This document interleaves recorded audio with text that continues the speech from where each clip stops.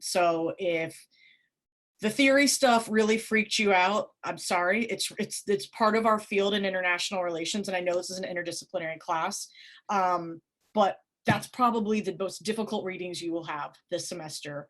As we move forward, everything we're going to be looking at is a lot more practical and case study oriented. So we'll be still laying the groundwork this week in terms of thinking about what causes differential health outcomes in different parts of the world. So today we're going to look at health burdens, some metrics, starting to understand inequalities.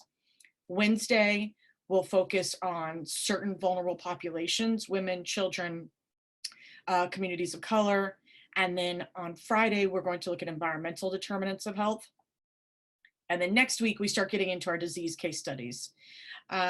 So everything is going to be, it's still a lot of information. I get that. It's a very packed class in this format, but it's not so like heavily theoretical.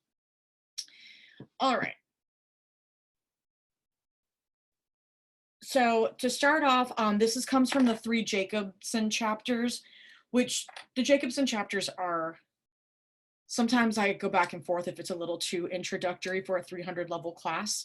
But I've added in quite a few things that aren't in the chapters to kind of elevate our discussion and to try and tie it into our MUN simulation.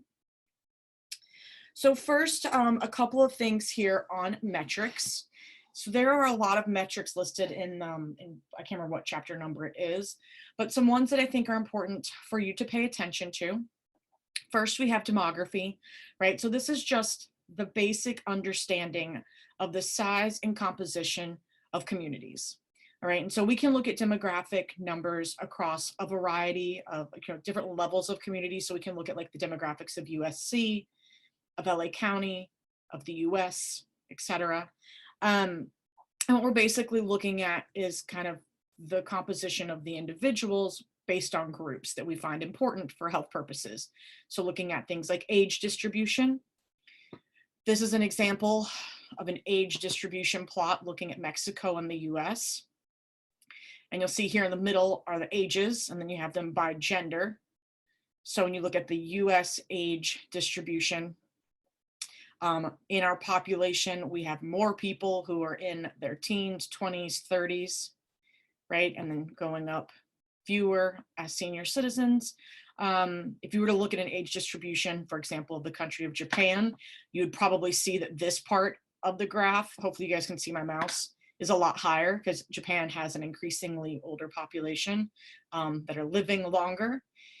Here in Mexico, you have what's called a youth bulge. So you have the majority of the population that is aged about 20 and under. And you can look at this for gender, race, ethnicity, all sorts of different things. We can also look at birth and death rates. We talked about this a bit in an earlier lecture in terms of the demographic transition and how over time we've seen birth rates globally. So that's the number of births per 1,000 women. And then number of deaths, right, per 1,000 people. And then we've seen these birth rates have gone down over time for a variety of reasons. A lot of it has to do with like introduction of contraceptives, female literacy, economic development. Death rates have gone down, so people are living longer.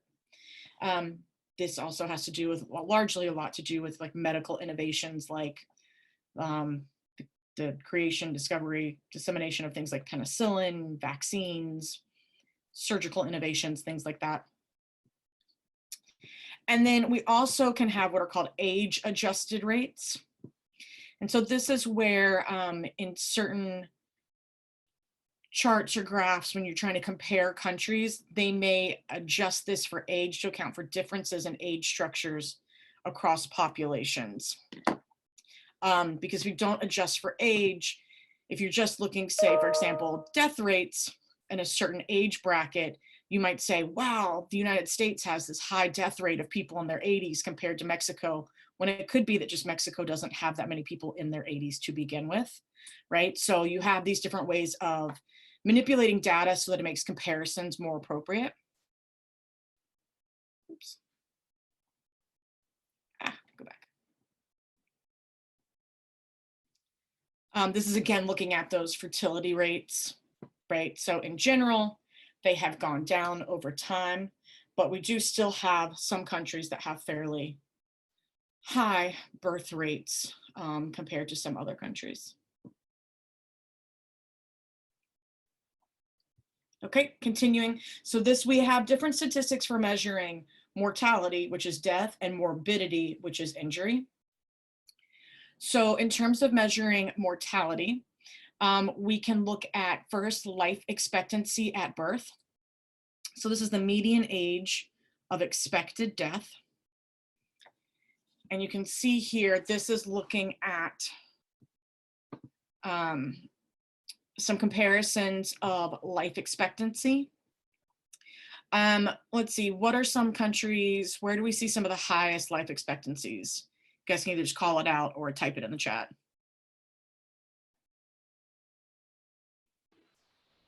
Japan. All right, well, not on this chart, but yes, Japan does have some of the highest life expectancies. We're going to talk about blue zones a little bit later. What else do we see on this chart? Okay, so we see Japan, Denmark, Korea. What about lower? So on this list, we have Australia is fairly high, Andorra, the US. Okay, and what are some of the low ones? Angola, Uganda. So, I mean, and there's huge variation in some cases where you can look at a place like Andorra or Australia and it's 83 compared to countries like Afghanistan, Uganda, Tanzania, etc. So almost in some cases a 20-year difference, okay? That's the age of that's probably the average age of you guys, right? So that's massive, that just depending on where you're born could be a difference of living 20 years of life or less than that, or less. So we have these massive variations. What do we notice generally about the difference in life expectancy between males and females? Who lives longer?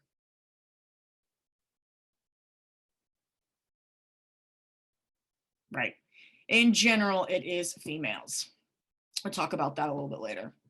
Another thing to look at is what's called a healthy life expectancy, because as we'll look, a lot of these metrics can be very simplistic. So it's one thing to live to be 59 in Uganda, but then there's the question of how many of those 59 years were actually healthy years lived, right? So healthy life expectancy gets at sort of the quality of life that a person lives. So this is the number of years a person can expect to live without disability. And disability can be both physical or mental.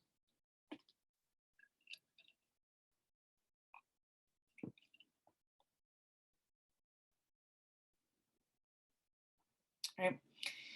Now looking at illness and injury, or what we call morbidity, as opposed to mortality statistics. So we have incidence. This is the number of new cases. So this is talking about disease. It could relate, well, no, from this we're looking at diseases. All right, so incidence, the number of new cases out of the total people at risk. Prevalence is the number of existing cases. And the major way in which we change prevalence has to do with treatments, right? So can we come up with some sort of treatment for this disease and then lead people into recovery? Unfortunately, prevalence can also go down as people die. So prevalence is good, sort of looking at long-term impacts of various interventions, specifically like secondary level of prevention types of interventions, like what do we do once people get sick? Incidence is a number that we look at, again, to see if primary prevention is working. And also incidence is important for us determining if we have sort of a spike or a new outbreak. So incidence is really important in the short term. Prevalence is very important in the long term. And then we have what are called QALYs and DALYs. So qualities are quality adjusted life years. So that's quality adjusted life years. And these are the years that can be added to a community's sort of life expectancy based on health interventions. And then we have dailies or DALYs, depends on who explains it to you, are disability adjusted life years. And we'll come to that in a slide or two here. But so in terms of thinking about what's been in the news right now about COVID-19, what was all the news this weekend and today? Is it news about incidence or prevalence that has people kind of up in arms about what's going on in certain parts of the US particularly? Someone can raise a hand or. All right, incidents. Where are we concerned about an uptick in incidents? Right, my home state, Florida. Yeah, there has been a massive uptick, and especially Miami-Dade County, where I got my PhD. Miami-Dade is making all the headlines right now because they have an overwhelming increase of new cases. And so, of course, prevalence will be important for the long term, but good job on understanding that incidence is what is really raising eyebrows right now with the US as we begin to reopen. Jonathan, do you have a question? No, I have a comment that Oh, yeah, go ahead. I'm in a totally different. And that another NBA player tested positive for COVID-19. So in the US context, it seems to be for us, it's important when it has to do with President Trump, and it's important when it's someone that's famous. But so that's an interesting to know what's going on there. So yeah, so this is what's happening. So Florida saw more than 12,600 new coronavirus cases. And Miami-Dade is hitting a massive toll. And even just thinking about what's going on in Miami-Dade, like our largest, the level 1 trauma center, which is the hospital that I worked at when I was doing my PhD and doing public health work, Jackson Memorial Hospital is an older hospital.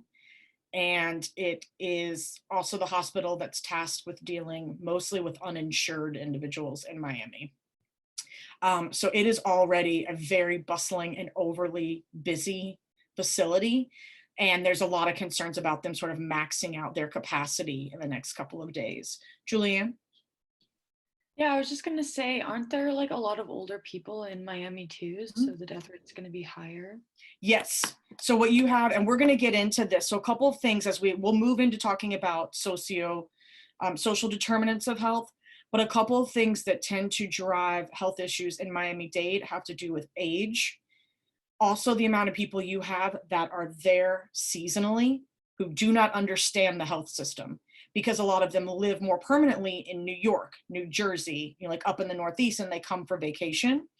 Granted, it's the summer months, so it's kind of off season for Miami, but still you do have a lot of people who aren't from the area, maybe don't know where to go or how to get help. There's also a huge undocumented worker population there. And so you have a lot of people who are fearful of going into a health facility because they're scared that they're going to be asked for their ID or that they could be deported. So there's a lot of things that play into what goes on in Miami in terms of health issues. Okay, so then this other term, disability adjusted life year. So this is mentioned in the Jacobson reading, as well as it was mentioned in, I can't remember if it was chapter 3 or 4, but I believe it gets some attention in the Farmer book that you guys had last week on the critical approaches, because this is a metric that for all intents and purposes, like it was intended to help expose more, but in the way that it's been implemented, some have been very critical of it. So let's break it down. So basically, a disability adjusted life year is the measure of the overall disease burden. So it's trying to get a more holistic view of disease as it's experienced in communities. And it's expressed by looking at the years. So you have your healthy life, and they take the years lived with disability. So these little red spots. So maybe you start off as a baby, maybe in your teens you break your leg and you have a year of disability, right? Maybe as you get older you experience short-term depression, that could count as disability. Maybe you have a stroke Maybe you have some other issue, something happens, right? So these can be intermittent throughout your life. This is disability experienced or injury experienced. Then maybe you come down with a chronic disease like a cancer or some sort of cardiac or heart disease, and you live the rest of your life with that disability. So these are the YLDs, the years lived with disability, and then years of life lost. So if you die, they're looking at what's called premature death, right? So if you look at the median expected life, the expected life, I can't talk, life expectancy in a given area, and the difference between that and when a person passed away. So you add those, the years lived with disability and the years of life lost. That's how you get the disability adjusted life year. And the reason they came up with this metric is because just simply looking at death rates didn't give us a complete description of the burden of disease as is experienced by individuals in different communities, right?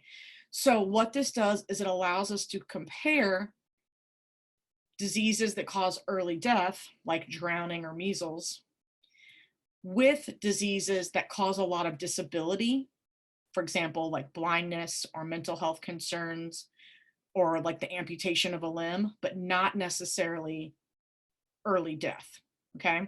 So it's trying to get at that like quality of life type of explanation. So this looks at disability on your left, the disability adjusted life years. I know it's a little bit of a dated graphic, but the newer ones were blurry for some reason. So this is from 2004. The distribution is largely the same today. So disability adjusted life years, we have more of this life, lives lived with disability in developing countries compared to developed countries. But I wanted to point one thing out, and there's this, it's a very complex sort of algorithm that they use to determine dailies. But a lot of them, when they do this, they used weighted calculations.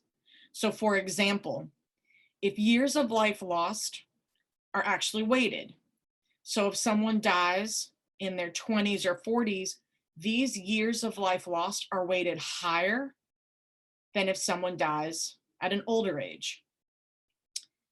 I can't find a graph for this one, but similarly, certain diseases or disabilities get different weightings.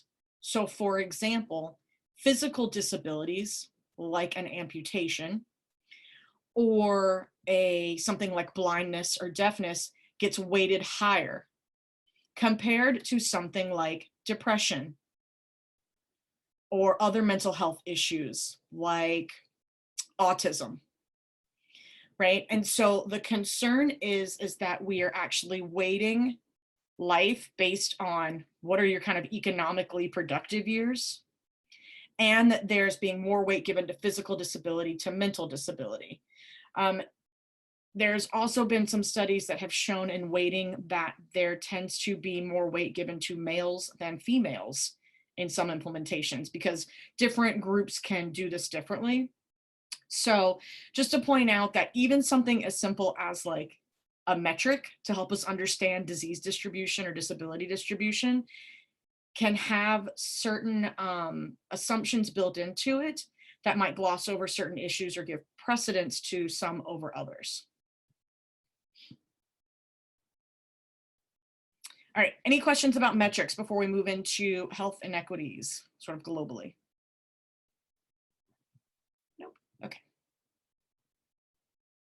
All right, so in terms of looking at health inequities, again, we looked at before kind of life expectancy at birth across the across countries.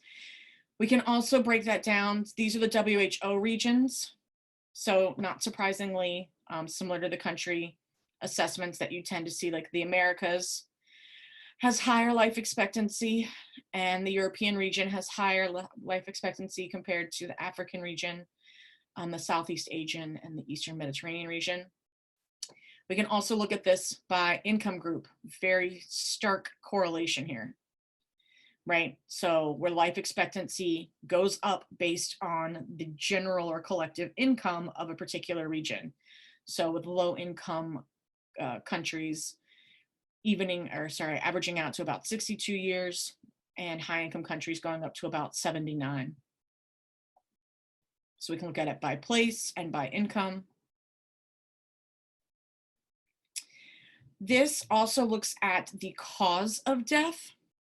So what I want you to pay attention to up here are these categories. Can you guys see my mouse as I'm moving it around? Yeah, let me try something real quick.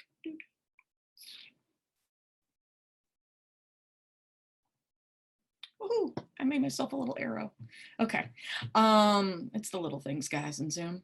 All right, so here we have communicable diseases, which is what we focus on in this class. Every semester, I feel like I have to pull more and more out of this class because the sections get larger. We will not cover chronic diseases or non-communicable diseases in this class. We will talk about injuries when we get to natural disasters and conflict. But even just looking at the trend of how these are distributed. So when you look at deaths, this is age, standardized mortality rates by cause. What you see here, again, is looking down at low income, right? That we have far more deaths caused by infectious diseases in low income and lower to middle income than in upper middle or high income. And so that's one of the things we'll be addressing over the next 2 weeks is with so many of these diseases like malaria, HIV, AIDS, tuberculosis, Ebola, things that we understand that we can prevent. In some cases, we have medications for, we have surefire ways to treat and prevent them, or even to cure them. Why is it that so many people in developing countries continue to die from arguably very preventable diseases? Oops.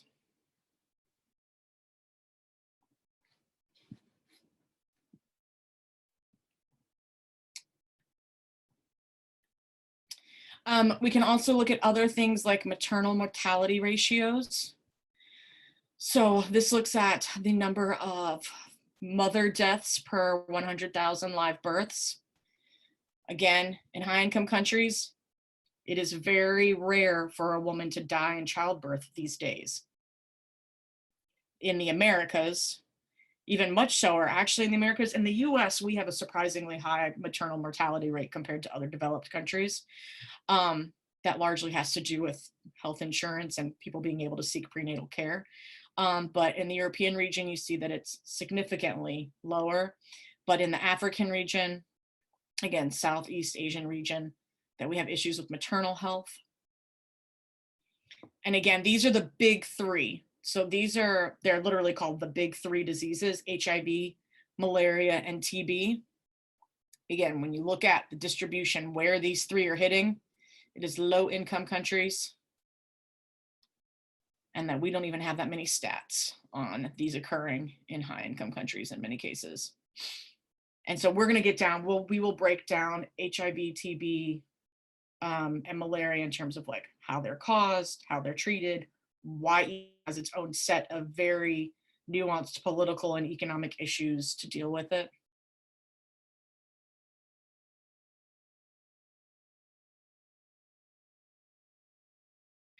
In health between groups of people within countries and between countries. I just got an alert that said my internet is unstable. If I cut out, I'll email you guys and try and reconnect. Same Zoom link. I've never had that happen before, so I don't know what's going on.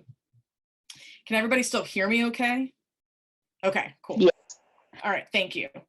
And so again, health inequities, like we've just looked at how these vary from sort of developed to developing countries or low income to high income or by region, but health inequities exist within countries. And so the readings for Wednesday, I will tell you, are very much based, they're all based in the US context. They use mostly US data to look at health inequities and issues relating to children, women, and communities of color. But as you guys are going to see, and you'll get an opportunity to do a bit of research on each of your countries, you're going to see that every country, developed and developing, has these same concerns or issues. And you may have seen that a little bit just looking at the COVID-19 death rates or cases by things like ethnicity and gender last week. So some things that I would recommend, we're not going to do this right now, but one, I would recommend that your Model UN group probably get together this week and meet sometime to fully go over the first sort of Model UN assignment we're going to have, which is 2 weeks from now, but everything's happening so fast, I don't want you to like forget about these things. And the fact that you're going to have to prepare a speech for the day of the Model UN simulation. So some things that I would recommend that you guys in your own prep work notes for you to understand kind of where your country sits within all of these inequities and kind of comparison to other countries is that you guys should get an idea of some of these statistics for your country, right? So where do they rank in terms of life expectancy, male and female, child mortality, disability adjusted life years, some other data that's mentioned in the book, which I think is pretty straightforward and I'm not going to cover all right here, is like looking at the HDI or the Human Development Index, which looks at a combination of things from economics to access to technology to environmental standards. Like the HDI is very comprehensive. There's also the Gini coefficient, which looks at income inequality across the country. And then there are actually health rankings. There's a ton of groups that do health rankings. I think the Bloomberg is a decent one, but you can look at there are lots of different sources that rank countries that give like countries literally a letter grade based on their healthcare system. You'll notice that they all kind of come up with different rankings. But I would encourage you, just for you guys to get in the habit of meeting, maybe you could look at some of this information and put it in a shared Google document, because it'll help you in terms of thinking about where your country is situated and how you want to approach your speech. All right, the next section in one of the Jacobson chapters looked at health priorities. And basically what they're referring to here is how the United Nations has chosen to prioritize health. So we have to be very clear that this portion is what the UN has considered health priorities. This does not mean that all communities agree with this assessment. And there are a lot of pros and as well as cons associated with the Millennium Development Goals and the Sustainable Development Goals. So if you're not familiar, the MDGs were a set of development goals that were written back in the late 1990s, and they were established over the time period of 2000 to 2015, right? So they selected these 8 goals. I can tell you that in this iteration, there was a select group of diplomats within the UN that came up with this list of priorities and then presented it to the states. And then the states kind of tweaked and made modifications to these 8 goals and then universally approved them. This is very different from the Sustainable Development Goals, which was a much more bottom-up approach, where the states helped to create the SDGs. The MDGs were much more of a top-down, that the UN created a committee and said, this is what we think they should be, and then the states kind of joined on. Allison. Do you know what states were involved in that initial committee? It was a mix of developed and developing countries. I don't know the exact like split of the representation.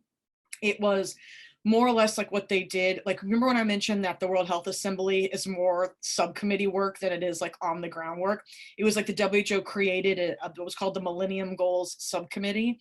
And so they had representatives from different constituencies that came up with it. But I don't know the exact breakdown. Okay, but either way, interesting. Yeah. That they like let low middle income countries be. Like, yes, they did have a say. It's just that it more came, instead of it being like all countries participating at once, there was this like small committee that worked with the executive board. And again, the executive board is elected and does have regional representation. But what I'm saying is that, so there was representation from different parts of the world, but it was not necessarily a fully open democratic process the way the full World Health Assembly would have been. Does that make sense? Okay. Yeah, so basically they came up with these 8 goals. So we have one, and I'm going to go through because some of these relate to, we're not going to go through all of them, but we will certainly touch on a couple of these and some of the results. We will come back to the big three. HIV, malaria, and TB were basically number 6, but we have poverty and hunger, education, gender and women, children, maternal health. The big three. Number 7 was sustainable development, and then number 8.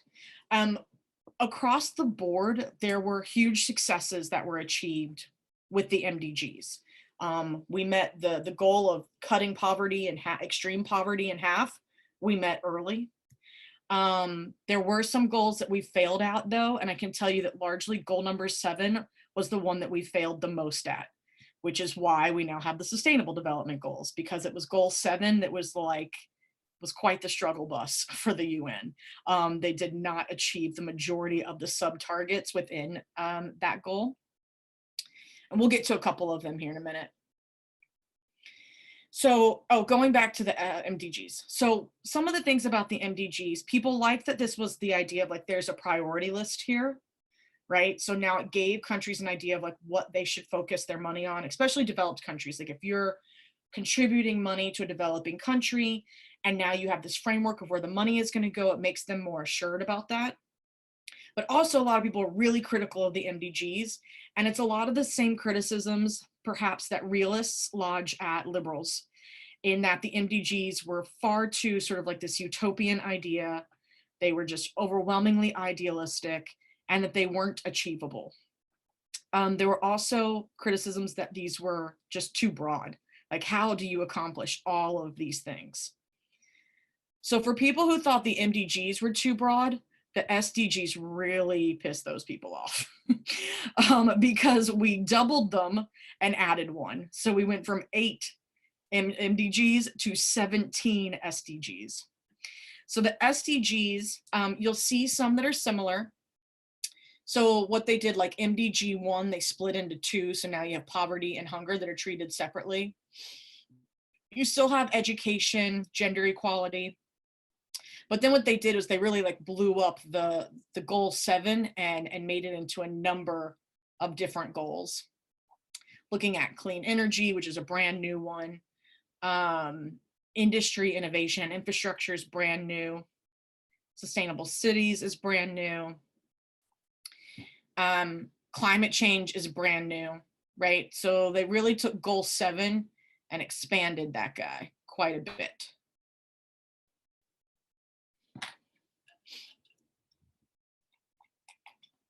So, and this shows you, and we'll go back over this a little bit more on Friday and looking at the SDGs. So what they did was that they expanded some, but look at what happens to health. Like health specific is the one that gets really compressed. All of a sudden, all things, children, maternal, and infectious diseases get compressed into one goal. And from a public health perspective, this could be concerning to some people in the field, right? And then again, goal 7 gets broadly expanded. And we keep 8 and 17 are the same thing. So some changes that we have. Now under the SDGs, we actually have 0 goals. There's a goal to have 0 poverty, like 0, like no extreme poverty. So again, for groups that thought that the MDGs were really aggressive and unachievable, they think these 0 targets are just laughable. The other thing, the Millennium Development Goals only applied to developing countries. The SDGs now apply to all countries, right? So these are now universal goals. Some argue they're much more comprehensive. They included inclusive goal setting, meaning that all the member states got to help and participate in like a bottom-up fashion in terms of looking at how we establish targets. And for the SDGs on Friday, you guys are going to get to go. I'm going to assign different groups to different goals, and you're going to go and look at like what are the targets and how do those fit within some of the concepts we've talked about in class. Again, they separated hunger and poverty. They also focused on peace building is now a part of this. They improved data collection in developing countries, because that was a struggle in the early 2000s, was actually getting this data from some developing countries. So they helped to facilitate data collection. They've also included, it used to be that a lot of these metrics were number of children attending school, for example. A lot of the metrics here now have quality indicators. It's not just, are they in school, but do they have quality education? Like how many students are there per classroom? Do they have access to materials? Those sorts of things.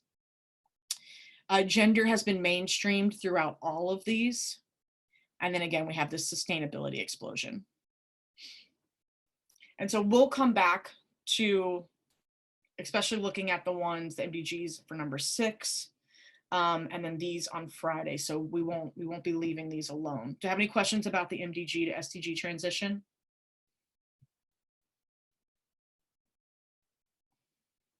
Okay, so this brings us to social determinants of health. When we think about what it is that leads to some of these inequalities, there are different ways of quantifying risk factors. A very sort of straight medical way of thinking about this would be looking at modifiable versus non-modifiable risk factors. So on your left here, you can see, you could take any sort of disease. Here we have cardiovascular disease, but you could put something like diabetes, HIV/AIDS, sickle cell anemia, whatever. And you could list out the varying non-modifiable and modifiable risk factors. All right, so non-modifiable risk factors for cardiovascular disease could be ethnicity, your genetic predisposition, right? Like, did your parents have heart disease or other sorts of cardiovascular problems? Your gender and your age. And then these are what we call our modifiable risk factors. Okay, so are you obese? How much physical activity do you engage in? Do you have a pre-existing condition like diabetes? Are you a smoker? Do you have high blood pressure, high cholesterol? And these are the things that arguably a person should be able to control. All right, so this is the medical understanding. From a more public health or even the critical approaches, a biosocial approach, what might be some criticism of just strictly dividing these things between non-modifiable and modifiable, or placed in, raised in, or find themselves in, right? So some could say that like smoking as an addiction, or if this was alcohol use, things like that. Others would say, again, if you don't have access to affordable, organic, healthy foods, if you live in a food desert, which by the way, like South Central LA, outside of USC's campus is a food desert. They would say that these are not necessarily all modifiable or as modifiable as some would kind of present them to be. And so this brings us to the social determinants of health. So we're gonna watch this introduction on the social determinants of health. And I want you to think about how they kind of group these. And then as we watch it, try just mentally think to yourself, again, like as you hear each of these, how do these maybe play a part in COVID-19 and its spread, or how it makes people more vulnerable than others? And if there's a problem with the sound or if it's skipping, just send me a message and I might send you guys the link instead to watch it.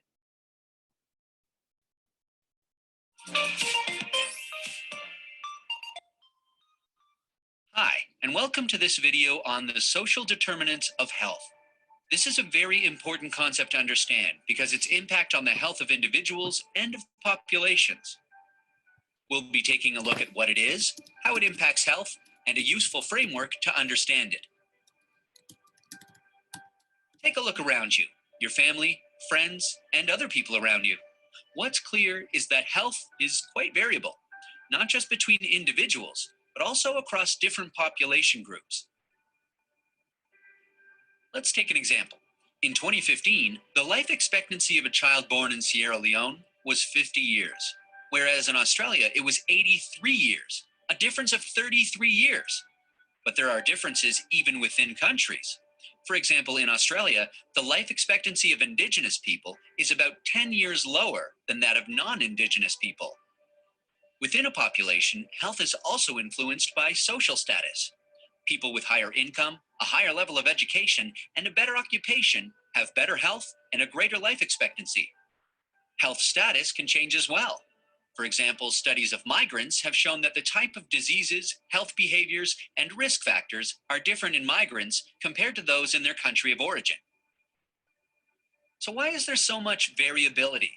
To answer that question, we must understand the factors that can influence health. Let's have a look. A person's health is influenced by a range of factors called determinants of health. These include who they are, individual factors such as age, sex, and genetic makeup, and also what they do. This includes their health behaviors such as smoking, physical activity, alcohol use, and diet. Health is also largely influenced by the conditions in which people are born, grow, live, work, and age. These include their social and community networks, the socioeconomic, cultural, and environmental conditions that people live in, and also health systems. These are collectively called the social determinants of health. The social determinants of health are ultimately shaped by the distribution of money, power, and resources at an international, national, and local level. They have a marked influence on health inequities, which is the unfair and avoidable health differences between different groups of people within countries or between countries. Now, there are many different social determinants of health, working across many levels and with complex interactions between them. So, to understand and explain how these determinants influence and interact with each other to affect health and well-being, several models or frameworks have been proposed. There are many different frameworks that do this, but let's have a look at one useful framework developed by the World Health Organization. According to this framework, there are two broad types of health determinants that influence health and can lead to health inequities. These are structural determinants and intermediary determinants. Structural determinants refer to the socioeconomic and political context in which a person is born into and lives in. These include governance, how society organizes itself to make and implement decisions, economic, social, and public policies, and also the social and cultural values that communities place on health. These factors can determine and lead to the unequal distribution of material and monetary resources, which shapes a person's socioeconomic position. The socioeconomic position describes a person's place in society, which can affect their exposure, vulnerability, and outcomes to conditions that have an impact on their health. The socioeconomic position is determined by a number of factors such as education, occupation, income, gender, race or ethnicity, and social class. The socioeconomic position in turn affects the intermediary determinants of health. These include material circumstances, like the quality of housing, the financial means to buy healthy food, clothing, or other requirements for healthy living, and also the work environment. Psychosocial circumstances, like stressful living circumstances, relationships, and social support. Behavioral and biological circumstances. In addition to these, health systems have an impact on the type and quality of healthcare available to people. It also determines how easy it is for people to access health services and receive the healthcare they need. Social cohesion and social capital are factors that bridge the structural and intermediary determinants. They describe the willingness of people living in a community to make sacrifices and to cooperate with each other for a wider benefit. Intermediary determinants influence health and health inequities. It's also Okay, I'm going to pause it there. All right, so in terms of thinking about this, like they said, there are multiple frameworks. This is this idea of sort of the WHO framework. Okay, so we have structural determinants. We're going to focus on the socioeconomic positions today. And then we're going to start to break down a little bit more socioeconomic position and intermediary impacts on Wednesday and Friday. Your book sets it up a little bit differently, and I like it because it provides a mnemonic device for you guys to remember. So it's called the Progress Plus framework, and it's fairly straightforward. So place can be broadly defined. Place can be where you currently are residing.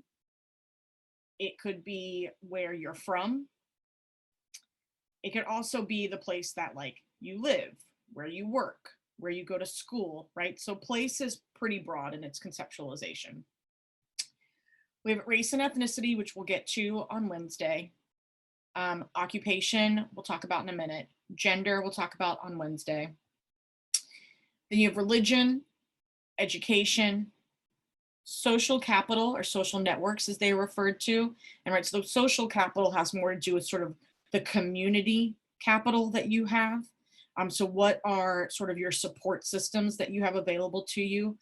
Social capital can be things like having family members around, being part of a vibrant ethnic community that provides you opportunities either for like mental health and mental health well-being or other things.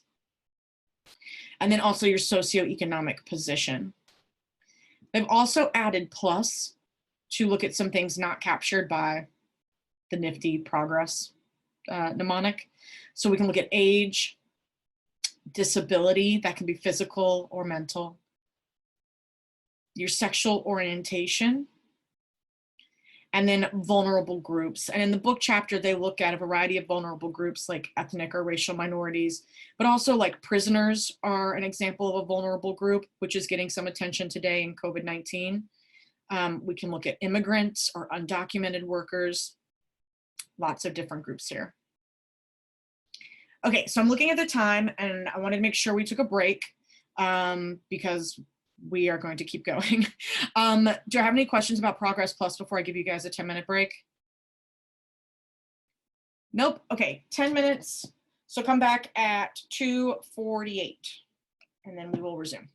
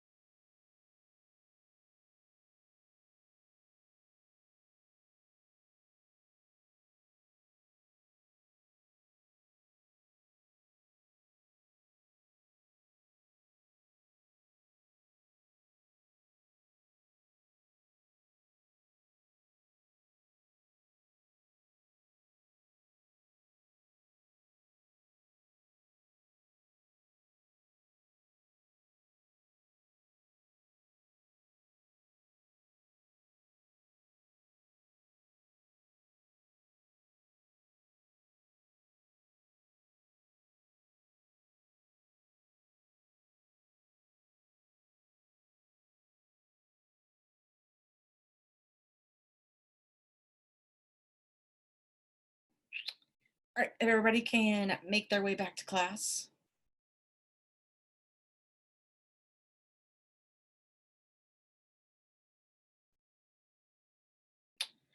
Perfect.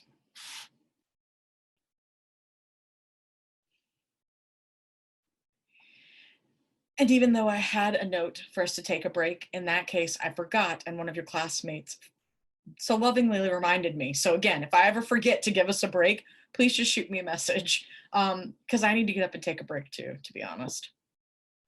All right, so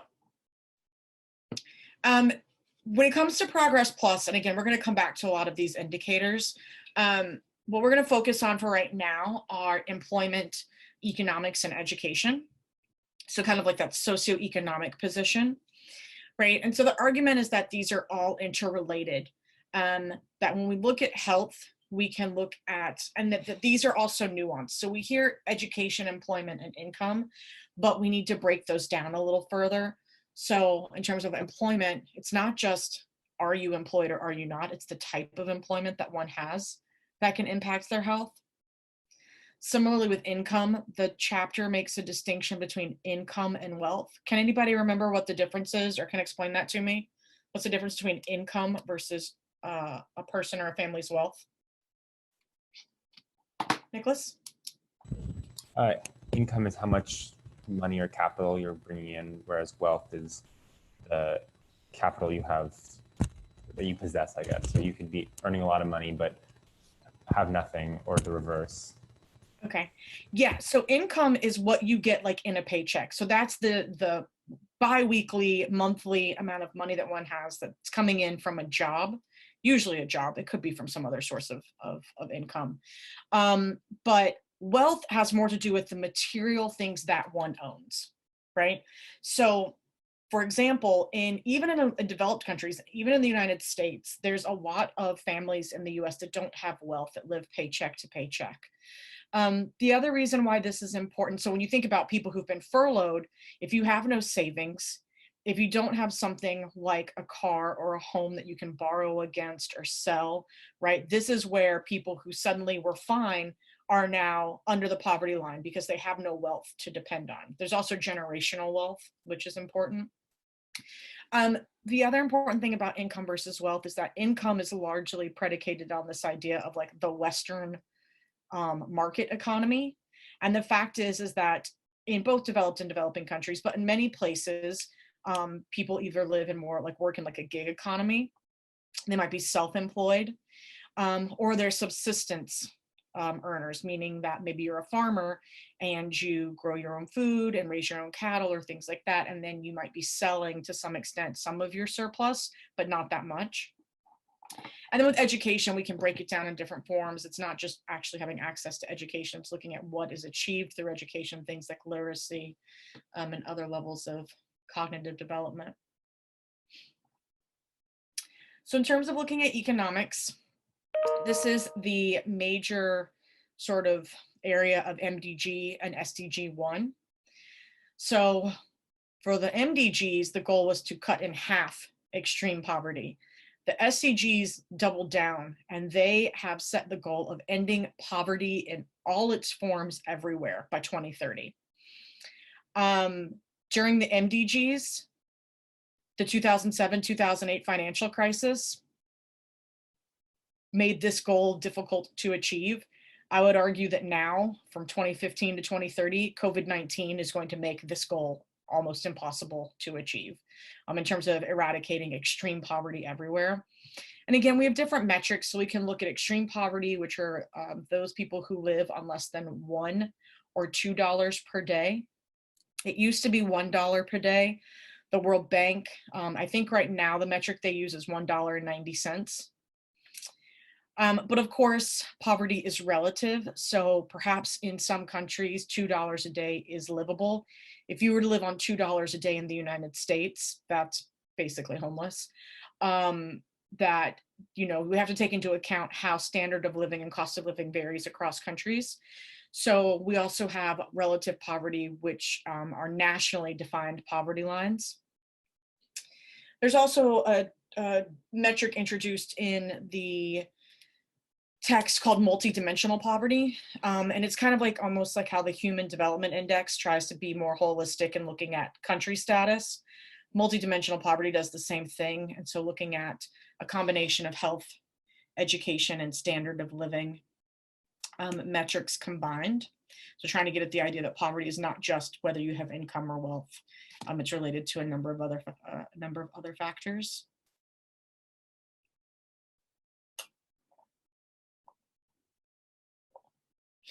So we can see here, these are the results of MDG1, right? So the red line are the people living in extreme poverty, and we actually managed to cut that quite dramatically. So this is one of the goals. Not only did we did achieve, but we achieved it early despite the financial crisis. But now that goal from 2015 to 2030 is to get to zero.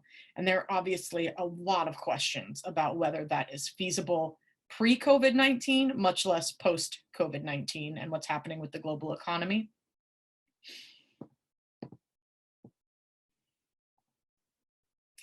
Again, this is looking at that extreme poverty by country, right? So in the majority of countries, we do not have people living on less than $3 a day. But as we move into our emerging economies, right, in Brazil, China, and India, we do have people who are living in extreme poverty, but they have dropped significantly. When you break out MDG 1 and look at where regionally the majority of the success was achieved in eradicating extreme poverty, it was overwhelmingly in China. Progress in Africa was quite modest. Changes in China are what account for the majority of that success. And you can also look at in other developing countries where, again, the rates of extreme poverty are much higher. So the next one is education, which is now SDG number 4. And in this goal, the idea is to ensure inclusive, equitable quality education and to promote lifelong learning opportunities.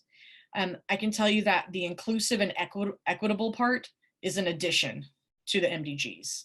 The MDGs just looked at, are you in school from K through 12 and then maybe university? The SDGs have now looked at inclusivity based on gender and then also quality. And so again, they look at it through the life course of the learner. So from early childhood education to primary and secondary, or like our version of middle and high school. And then also looking at schooling opportunities for adults. So whether that be technical, vocational, or some sort of university education.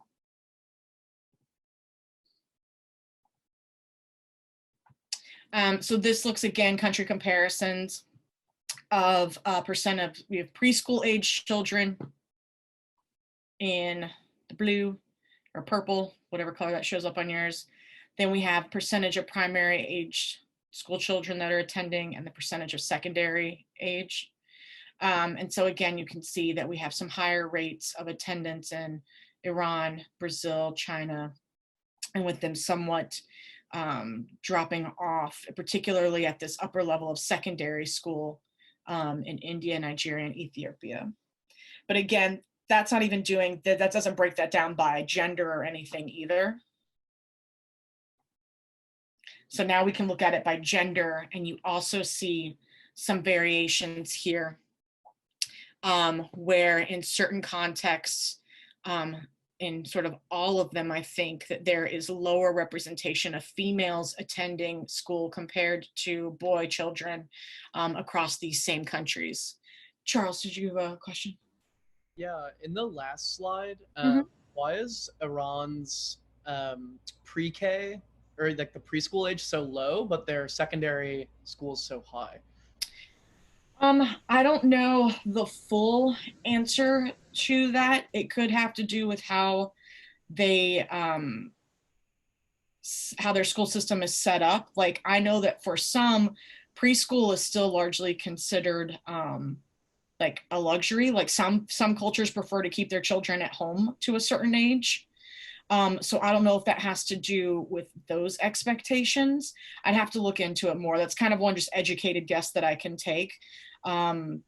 Because I know like here, like in the US now, like we have pre-K, you know, like you can start sending kids to education at like 3 and 4, you know? So I don't know if it's cultural or the way that their education system is set up. Okay, thank you. But yeah, I can look into it a little bit more. All right, and then finally we have employment. All right, so we have unemployment, which is when a person is not working. So when a person who is not working for pay is unable to secure a position despite actively seeking for a job.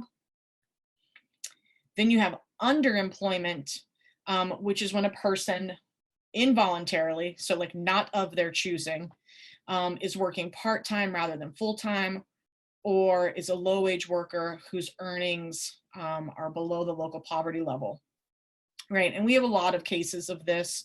Can anybody give me some examples? What's driving the increase in part-time work, like from a structural, so not people choosing to work part-time, but maybe that all they can get is part-time, like there's an abundance of part-time as opposed to full-time work available, say in the United States. Demi? Because some employers would not offer benefits for a full-time employee, like, you know, 401ks or like healthcare especially. Okay, yeah, so if you have a full-time employee, you have to offer things like health insurance, disability insurance. Sorry, my mic was disconnected. Okay. I wanted to add that companies like GE right now are undergoing issues because they've got unions that are full of like Social Security, pretty much age workers, and they don't have enough money to pay a lot of these workers, so they can't hire on new workers, and they're running into money problems because of that. And in one of the books, one of our readings said that the age of citizens and countries, because of the health systems, are going from ages from 65 and above and 80 above are increasing like tenfold in some cases. So that can also be an issue. Yeah, so one thing is that our population, well, basically our employment needs are not keeping up with our population growth. So that we have too many people and not enough jobs in some cases. Also that people are working past retirement. We see this at USC and almost every other large university with tenured faculty who continue to teach for until their 70s and even 80s, where if one of those individuals were to retire, we could probably hire like 2 or 3 newer people. Another argument is that actually the college internship system is a cause of some underemployment or unemployment issues, that for a lot of you who get internships in college, then work for free, that's great. But then sometimes when you get out of college and are looking for entry-level jobs, you might not be able to find employment because there are students who are 1 or 2 years younger than you willing to work for free. So there's also concerns about that system. Caitlin, was your hand up from before, or is that new? Oh yeah, from before, sorry. Okay, thanks. All right, so in terms of looking at employment, this is one part of MDG1 that we actually failed at quite a bit. And this is looking at employment opportunities, so employment to population ratio, which actually got worse from 2000 to 2015 in most cases. So the light blue is 1990, I think, 91, and then the dark blue was for 2015, and actually the employment to population ratio again got worse in a lot of cases. Also, when you look at the quality of work, that a majority that we still, despite progress, about half of the world's employed people are still working in vulnerable conditions. And that means that they are self-employed or are contributing family workers, like a stay-at-home mom or something like that. And then again, it goes beyond just being employed. And when we look at things like being an essential worker during the time of COVID-19, that yes, one can be employed and have the means and ability to take care of their family, but they're being put at risk every day. And there's also this constant redefinition of what constitutes an essential worker, right? Is it police, firemen, nurses, doctors? are teachers now essential workers? This is a huge debate that's coming up in the United States right now, is that should K through 12 teachers be compelled to teach in person as essential, and other sorts of jobs. So things we can get into later in the week. Okay, so now we're gonna do a little bit of a group thought experiment. Let me exit out.